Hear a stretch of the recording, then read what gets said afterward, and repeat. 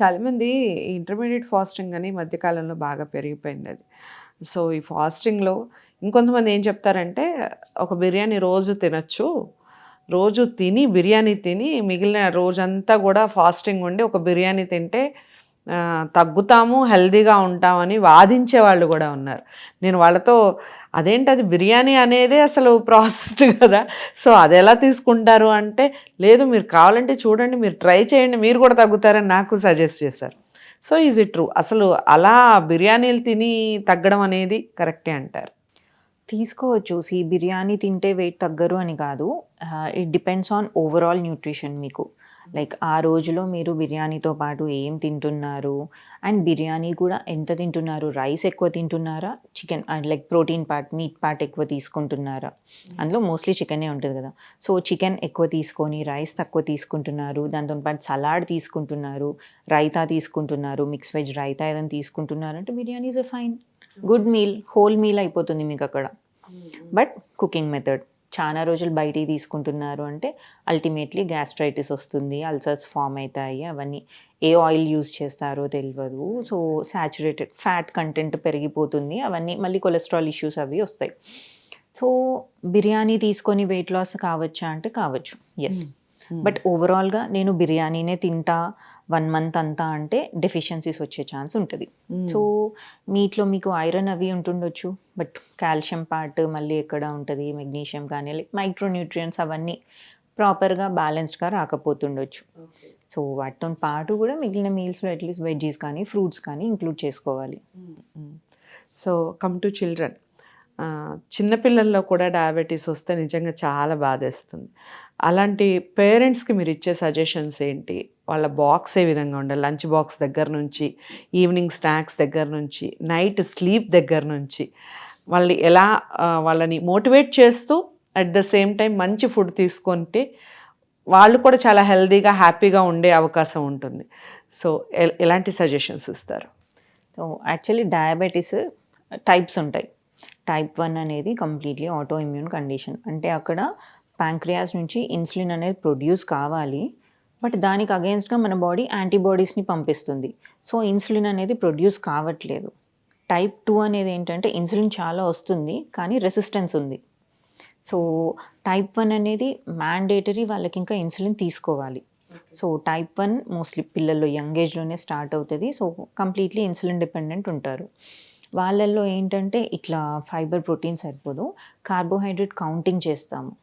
So, వాళ్ళకున్న sugar లెవెల్స్‌ని బట్టి సో, కార్బోహైడ్రేట్స్ ఎంత తీసుకుంటే ఎంత పీక్ వస్తుంది అట్లా అని అది కొంచెం cumbersome.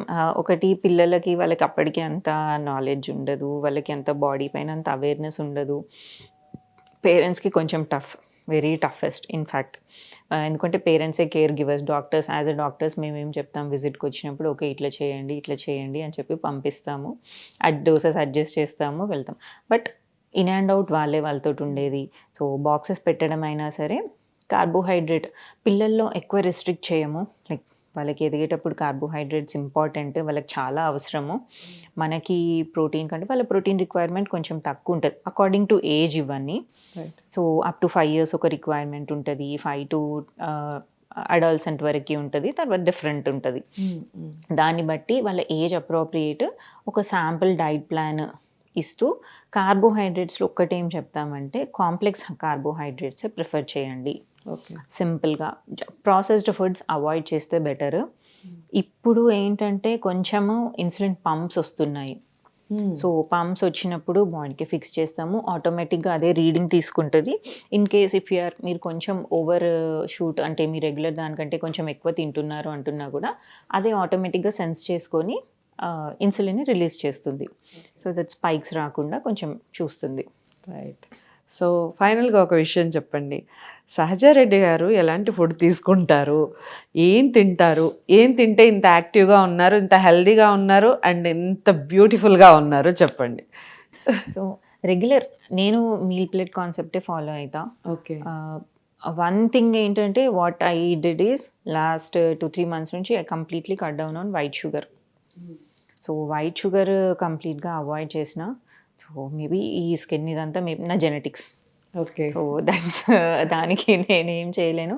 But for my energy levels కానీ అవన్నీ అనుకోండి ఫుడ్ పైన డిపెండ్ అవుతది. Okay. So most of the time my life style will be very boring. Night తొందరగా పడుకుంటాను. మార్నింగ్ నెక్స్ట్ డేకి మీల్ ప్రెప్ ఆల్రెడీ మైండ్‌లో అది రన్ అయితుంటది పడుకునే వరకి.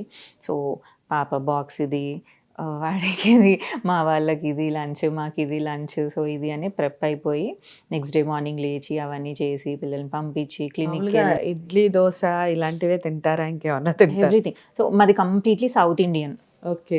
మేజర్ మీల్స్ మావి సౌత్ ఇండియనే ఉంటాయి. బీరకాయ, సోరకాయ, క్యాప్సికమ్ గాని అనుకోండి, ఆలు ఉంటది, టొమాటో ఉంటది. రెగ్యులర్‌గా దొరికే అన్ని వెజిటబుల్స్ ఉంటాయి మా ఇంట్లో. Right. So regular normal south Indian diet. Carbohydrate rich ఉంటది కానీ బ్యాలెన్స్ చేస్తాం. సో ప్లేట్స్ అనేది కొంచెం బ్యాలెన్స్‌డ్‌గా ఉంటాయి. ఓకే. సో, అందుకని ఇంత బ్యూటిఫుల్‌గా ఉన్నారనమాట. సో, మీరు నాన్ వెజ్ తింటారా సహజంగా? Yeah! Yeah! Okay. Weekly once or weekly twice అలా? మా ఇంట్లో కొంచెం నాన్ వెజ్ లవర్స్ ఉంటారు. So okay. అప్పుడప్పుడు వీక్లీ థ్రైస్ కూడా ఉంటది. But we make sure non veg cooking methods చూస్తాము. Like completely gravy, masala rich gravy కాకుండా దాన్ని కొంచెం సైడ్ లైక్ పప్పు ఉంటది. ఎవ్రీడే ప్రోటీన్‌కి నాన్ వెజ్ లేనప్పుడు పప్పు ఉంటది. సో పప్పు ఆర్ సాంబార్ ఉన్నప్పుడు దానికి సైడ్ డిష్ లాగా లైక్ కొంచెం సాటే చేసి అదే స్టార్టర్ లాగా ఉంటది. హ్మ్. సో కుకింగ్ మెథడ్స్‌కి కొంచెం ఇంపార్టెన్స్ ఇస్తాము.